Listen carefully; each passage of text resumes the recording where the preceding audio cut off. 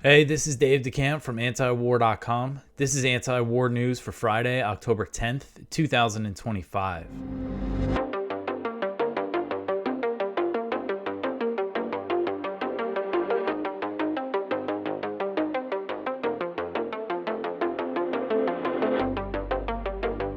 All right, the first story at the top of antiwar.com today: Israel approves first phase of Gaza ceasefire. So the Israeli government approved the first phase of the Gaza ceasefire deal early Friday morning during a meeting that included U.S. Middle East envoy Steve Witkoff and President Trump's son-in-law, Jared Kushner.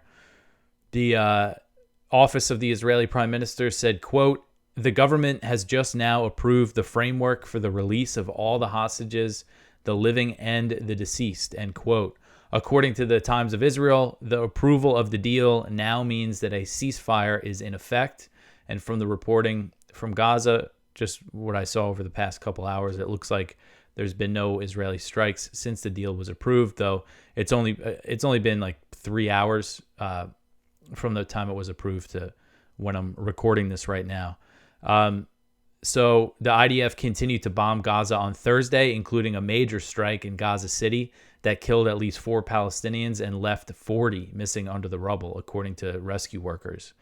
And so now the UN has said that it's ready to surge aid into Gaza to bring relief to the starving population. They're saying they're ready to bring it in once they get the permission from Israel. And so you see this picture here. I'm trying to be hopeful about this deal, trying to be hopeful that this is going to bring real relief to the Palestinians in Gaza and a real peace, a lasting peace. But when I see this picture here of Steve Witkoff, Netanyahu, and Jared Kushner at this government meeting, you see how a very happy Jared Kushner, that certainly gives me doubts. But under the deal, Hamas will release all remaining Israeli captives within 72 hours in exchange for about 2,000 Palestinians held in Israeli jails. Within 24 hours, Israel will pull back its troops from some areas of Gaza, but the IDF will retain control of more than 50% of Gaza. So they're staying in Gaza and dropping its demand for a full Israeli withdrawal in exchange for the release of all the Israeli hostages was a significant concession from Hamas, which says that it has received a guarantee from the U.S. that Israel will not restart its genocidal war. So Khalil al-Hayya, senior Hamas official, who I believe he's the acting head of the political bureau, who Israel tried to kill when they bombed Doha recently. He said, quote, "We received guarantees from the mediators and from the U.S. administration, and everyone confirmed that the war has completely ended. We will continue to work with all national and Islamic forces to complete the next steps," end quote. So the thing is, this is the first phase of the deal. There's still a lot of details that need to be worked out, some sticking points, especially with the disarmament and things like that, and the Israeli withdrawal. Are they actually going to leave Gaza? President Trump is insisting that he has ended the war and that the deal will lead to an everlasting peace. That's the language that he was using on Thursday. But according to a report from Israel Hayom, the U.S. has given Israel a guarantee that it would back Israeli military action if it determined Hamas violated the deal in a way that poses a security threat. And the report said that the understanding constitutes a side agreement between the U.S. and Israel. So that is concerning to see, because the U.S. gave Israel a similar side deal for the November 2024 Lebanon ceasefire agreement that essentially gave Israel freedom of action in Lebanon, and we've seen them just flagrantly violate that ceasefire. So that's concerning. Also, on the other hand, Israel Hayom is like the pro, Netanyahu Likud paper, Adelson-funded paper that they might be trying to spin the deal, as better, from the perspective of the Likud and the parties to the right of the Likud in Israel. But again, I mean, there's a lot of reasons to be skeptical here that they're not just going to release all the captives and Israel's not just going to restart the bombing after that. But, we'll see how it goes. And, one thing that I think is likely is that, you have these troops staying. they're going to probably still set their like kill zones in Gaza, and they're going to probably shoot Palestinians who they claim get too close to them. So we'll probably still see some casualties. We did see that during the last ceasefire that was signed in January. Throughout the ceasefire, Israel regularly killed Palestinians in Gaza. Obviously at a lower scale than when they were doing the bombing, but I have a feeling that could kind of be the status quo for a little while they negotiate the details of the deal. But we'll see. Again, let's hope, let's certainly pray for peace, that this is going to be a real thing here. But I think it's important to keep up the pressure, keep the attention on Gaza, on what's actually happening on the ground. Because the way this works, a lot of people who aren't really aware of the real situation of this genocide that we've seen unfold over the past 2 years might just see, oh, there's a ceasefire and that's it. Trump solved another one. There's peace in Gaza now, when the reality on the ground is probably going to look a lot different. And there needs to be a real full humanitarian relief effort. And if they're serious about not wanting to expel the Palestinians, I mean, I know that they want to, but if the U.S. is serious about, the clause of the deal that the Palestinians aren't going to be forced to leave, then we should see an effort to bring a large number of, mobile homes, other sort of shelters for the people there who have been living in tents. They need real shelter, especially as winter's coming. So if we start seeing big imports, them allowing that stuff to get into Gaza and then building up these kind of trailers and mobile homes for people to live in during construction, then that's a sign maybe this will be a long-term thing. But again, there's a lot of reason to be skeptical here. But I know the people are celebrating in Gaza right now. And so, I'm happy to see that, the cheering and the celebrations on the streets of Gaza. All right, so the next one here, the U.S. is sending 200 troops to Israel to monitor the Gaza ceasefire deal. So the U.S. is sending about 200 troops to Israel to support and monitor the Gaza ceasefire deal, and this was reported by the Associated Press on Thursday. U.S. officials said that U.S. troops are being deployed as part of a team that will include partner nations, NGOs, and other private companies. U.S. Central Command will establish a civil-military coordination center that will help ensure the flow of humanitarian aid into Gaza and provide logistical and security assistance. One of the officials said that no U.S. troops will be sent to Gaza. However, according to a report from Middle East Eye, Egypt has informed the U.S. that it wants U.S. military personnel to be part of the peacekeeping force that is expected to be established by the Gaza ceasefire deal if this thing goes through. A second U.S. official told the AP that U.S. troops have already started arriving in Israel to establish the ceasefire coordination center. Another official said that some of them are coming from CENTCOM's area of responsibility, which is the Middle East, while others are heading to Israel from other parts of the globe. Although White House Press Secretary Caroline Leavitt later said that the troops are already stationed in the Middle East. So it's kind of strange. Leavitt said on X that this is something that this administration tends to do a lot. She denied the report, but also confirmed it at the same time. So she was quote tweeting a report from Fox News about this, and she said, "Oh, this is not true. That U.S. troops are going to Israel." And then this is what she followed up with. She said, quote, "To be clear, up to 200 U.S. personnel who are already stationed at CENTCOM will be tasked with monitoring the peace agreement in Israel, and they will work with other international forces on the ground," end quote. So denying it, but also confirming that U.S. troops are going. She's just saying they're all coming from CENTCOM, that area. But it is confirmation that U.S. troops are going to be on the ground in Israel. And so, I get into some of the costs here of the U.S. supporting Israel militarily. But one thing about this, this could be taken as a sign that the U.S. is serious about implementing the ceasefire deal. But at the same time, there's also the U.S. military is also monitoring the Lebanon ceasefire, and how has that gone? So I just don't have much confidence in the U.S. to really go through with this. But this is a deployment of more U.S. troops to Israel. There's at least 100 there operating the THAAD interceptors that they used in the 12-day war, that they used 150 of those interceptors, which cost at least $2 billion. So now more U.S. troops are going to be on the ground inside Israel. All right, so the next one here, post-October 7th. Oh, sorry, I skipped one. Israeli strike in Gaza City on Thursday kills 4 and buries dozens. So I mentioned this in the first story, but there was an Israeli airstrike in the Al-Sabra neighborhood of Gaza City on Thursday night that killed at least 4 people and buried dozens under the rubble. And as I mentioned, at least 40 people were missing, according to rescue workers. So this is just part of the strikes that continued throughout the day on Thursday. Wafa, the Palestinian news agency, reported that the death toll was up to 29 just for Thursday, but they also included, I believe, about 15 bodies of Palestinians who were killed in previous attacks that were recovered from the rubble, but they continued to kill people. And I mean, look at this picture. This is a view from Nuseirat, central Gaza, looking north, and it's just a wasteland. I mean, it's like out of a dystopian like movie or something. It's just so horrific what has been done.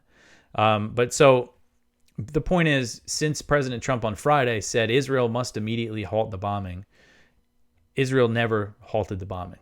Now it appears that as the ceasefire deal has gone into effect, at least for now, for a few hours, they have. But, that's another bad sign that Trump said something like that publicly and Israel didn't listen to them and there were no consequences. He even pretended like they did listen to him. He said he thanked them for doing so. Just another concerning sign. All right, so the next one here, post-October 7th, discussions show that Israel was uninterested in saving hostages. This one is from Kyle Anzalone at the Libertarian Institute. So there was some leaks, some internal communications within the upper levels of the Israeli government and military in the aftermath of the Hamas attack on October 7th, and they were released by Israel's Channel 12. Finance Minister Bezalel Smotrich urged the government to ignore the hostages, which is not a surprise coming from him. But Israeli Defense Minister Yoav Gallant also argued that Israel should not negotiate for the release of the hostages and that rescuing them should not be a goal. And again, this is right after, in the wake of the attack. He said, quote, "We are proposing a plan of action. Here are its components: stabilization of defense, close the border, denial of military and governmental capabilities, and changing defense agreements, creating deterrence. They made a mistake. Our response won't be proportional either. Hostages not among our objectives, but they center and guide us," end quote. So I think it's been very clear that they were not the priority. I mean, this deal that they signed was essentially the same thing that was on the table back in 2024 with Biden. But also, Scott Horton just had Max Blumenthal on his show. Well, actually, it was his new show, Provoked, that he does with Darryl Cooper. But they interviewed Max Blumenthal about October 7th, about the Hannibal Directive and all that, which was very interesting because, if you know about that story, about the mass Hannibal Directive, that the lives of the Israelis who were being taken into Gaza were not their priority. All right, so the next one here, Yemen to monitor Israel compliance of ceasefire. So Abdul Malik al-Houthi, the leader of Yemen's Ansar Allah, said on Thursday that Yemen will be monitoring Israel's compliance with the Gaza ceasefire deal, warning that Yemeni support for the Palestinians in Gaza would continue if the deal is not implemented. So essentially what he's saying is that they're going to stop their attacks on Israel if they implement this ceasefire deal. But they're going to keep an eye on it. And if Israel doesn't follow the ceasefire deal, then they're going to attack or, continue the blockade on Israeli shipping.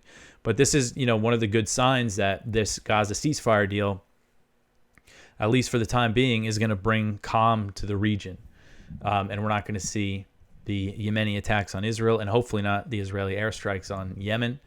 But essentially, that's what he's saying. I have kind of a long quote in here from him, but I'll read this part. He said, quote, "We will remain vigilant, prepared, and monitor the progress of the agreement. Will it lead to an end to the aggression on the Gaza Strip and the entry of aid, food, medicine, and humanitarian needs to the Palestinian people? Will the Americans and Israelis stop their genocide against the Palestinian people and commit to a ceasefire? This is what we hope for, and it was our goal in the support operations in confronting the attack on the Palestinian people and the nation in general, end quote. So if you remember, during the last ceasefire in Gaza that went into effect in January 2025, the Houthis did stop their attacks. And then in March, when Israel imposed a total blockade, cut off everything that was going into Gaza, all the aid, al-Houthi announced that they were going to reimpose the blockade on Israeli shipping. A few days later, in response to that announcement, they tried to claim that it was to protect American ships, but no American ships were being attacked. It was in response to this announcement from the Houthis that the U.S. began a very heavy bombing campaign in Yemen that lasted about a month and a half, killed a lot of people, at least 250 civilians, and it failed to stop them. The U.S. gave up. They claimed it was a victory, but they essentially gave up on trying to get them to stop their attacks on Israel. And it was clear that the one thing that would is the Gaza ceasefire deal. All right, so the next one here, Syria claims SDF killed soldier, wounded others as ceasefire falters. So one thing I forgot to mention while I was out, Jason Ditz had a story about the SDF and the Syrian government agreed on some kind of ceasefire deal in the north, Aleppo area of Syria, but it seems like that's breaking down. And there's been fighting near the Tishreen Dam, which is in this part of northern Syria. And it erupted hours after the ceasefire went into effect. Not really sure of the casualties, but now on Thursday, the Syrian government claimed that the SDF attacked the military's position near Tishreen, killing one soldier and wounding several others.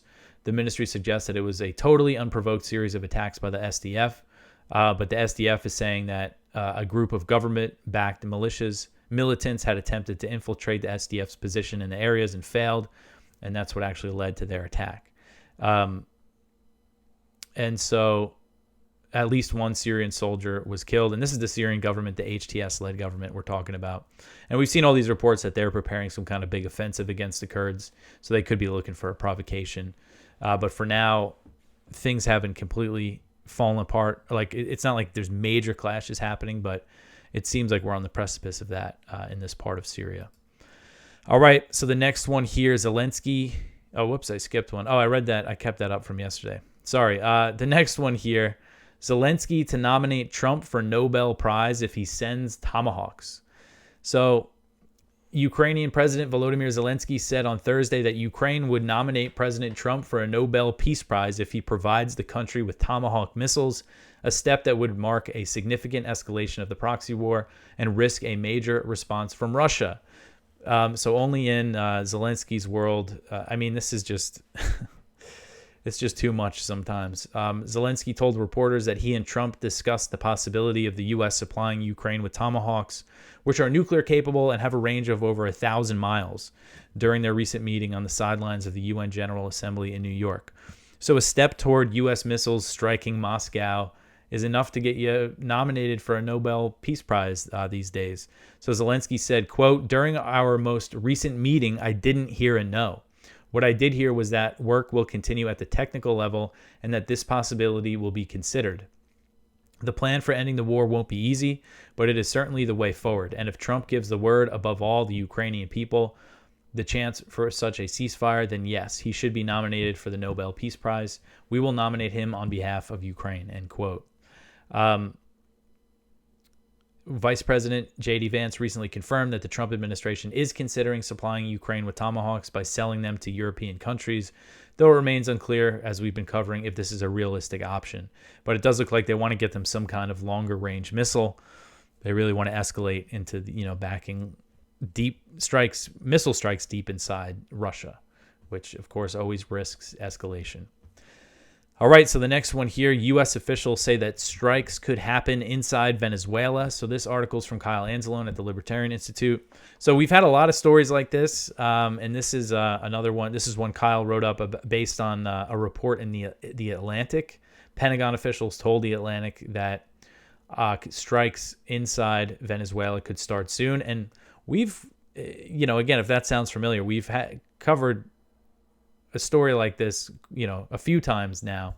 And I think part of this is they're trying to scare Maduro. They're trying to scare his inner circle, because I know that part of the strategy is they're trying to get them to turn on him. So far, obviously, that hasn't worked. They have the $50 million bounty on Maduro. But the thing is, I mean, as I understand it, the top level Venezuelan government officials, they're all basically like under U.S. sanctions and everything, and some of them indictments. So it's not like they're going to be able to collect the bounty. So I don't know if this strategy of trying to get them to turn on him is going to work out. But it does seem like they're pretty determined for these strikes inside Venezuela, unless this is all just a psyop. But we will see. There's certainly a lot of military activity happening. And, I read one thing in the Wall Street Journal today. I was thinking about covering it, but I didn't get to it. That said, despite this, there's still the deportation flights to Venezuela continue. The U.S. has deported 10,000 people to Venezuela this year, with twice weekly deportation flights. There was an official quoted in the Wall Street Journal saying that Venezuela is one of our best deportation partners, which part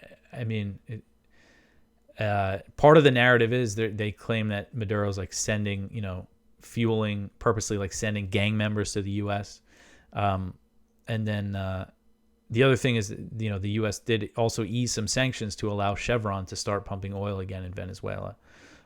But still, all signs do point to a big escalation here.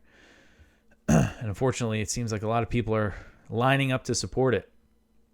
All right, so the next one here, the last story, coalition urges Halt to shift away from strategic ambiguity. So a group of 15 national organizations from across the political spectrum is urging President Trump to reduce military tensions with China by reversing the U.S.'s shift away from the policy of strategic ambiguity concerning Taiwan and reaffirming the One China policy as he engages with Beijing in trade negotiations. So this is a letter that we signed on, that antiwar.com signed on, a letter to President Trump. We joined 14 other organizations. And essentially the message is, as you engage with trade negotiations, reduce military tensions. And obviously that's the best way forward for any kind of good trade deal. So the letter says, quote, "For decades, the One China framework, recognizing the People's Republic of China as the sole legal government of China while maintaining robust informal ties with Taiwan, helped prevent war in the Taiwan Strait," end quote. The letter points to the shifts away from the policy over the years, including President Biden's repeated pledges to defend Taiwan if China attacks, and then House Speaker Nancy Pelosi's provocative trip to Taipei in 2022. It also points to the current administration's claims that China poses an imminent threat to Taiwan and the deployment of new missile systems to Japan. The letter says, quote, "These steps may be described by some in Washington as deterrence, but in practice, they heighten a classic security dilemma. Each side's moves to ostensibly prevent war look like preparations for war to the other, spurring further militarization and hardening positions at the bargaining table as well as in the strait," end quote. And to me, this is, common sense. The coalition argues that moving away from escalation and reaffirming the One China policy will lead to an economic deal with China that is more likely to benefit Americans. The letter says, quote, "By contrast, abandoning or hollowing out One China imposes heavy costs on the American people that have never been debated or approved transparently or democratically," end quote. So Eric Sperling, a former congressional staffer and executive director of Just Foreign Policy, which is a fine organization, he told antiwar.com that Chinahawks have been hiding the economic cost to Americans that comes with increasing tensions with China. He said, quote, "There was never any public debate, much less democratic agreement on the Beltway decision to move toward military confrontation with our top trading partner," end quote. So the letter urges President Trump to take 3 steps while he's engaged in negotiations with Beijing. Publicly and credibly reaffirm the One China policy and commit to peaceful resolution. Reduce unnecessary military signaling and freeze steps that erode strategic ambiguity. That's number 2. And number 3, leverage that de-escalation to seek tangible economic improvements, lower tariffs, predictable access, and safeguards for critical inputs. So there's a great quote here from Dan McKnight, who's an Afghan war veteran and the chairman of Bring Our Troops Home, which is the organization behind the Defend the Guard movement. And he criticized the push, what they call the pivot to Asia. He said, quote, "What this country sorely needs is a pivot to America, restoring domestic sovereignty over our own borders rather than micromanaging the far side of the Pacific," end quote.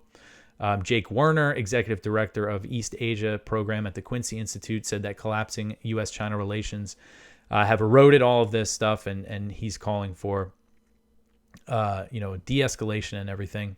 We have a nice quote from Scott Horton, the director of the Libertarian Institute and the editorial director of antiwar.com, noting that robust U.S.-China trade ties make conflict less likely, and he warned against provoking a conflict over Taiwan similar to Ukraine.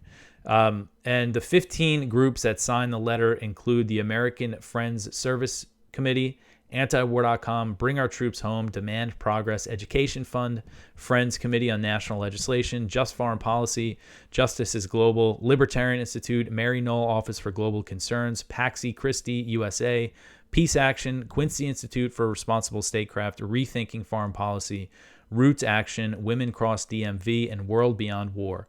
And if you're familiar with these organizations, this is all over the political spectrum here. So I was happy to be part of this letter. And I actually do think that something like this is probably going to happen. We were actually talking about this a bit on Timcast with Kurt Mills and Matt Gaetz too. But the idea that it's looking like this administration, not out of, is starting to realize that defending Taiwan is not, a realistic option, considering we're so stretched out with all these other conflicts happening and for other reasons as well. And that they're probably going to put this off, at least push the, really militarizing around Taiwan off a little bit. I think, we're going to continue to see the military build up elsewhere in Asia. So I wouldn't be surprised if we see this administration actually reaffirm one China and everything. But we'll see. We'll see if that letter gets in front of the president. So go check out our viewpoints. One from Ted Snyder, Egypt stepping out from Israel's shadow. It depends. One from Judge Napolitano, When Presidents Kill.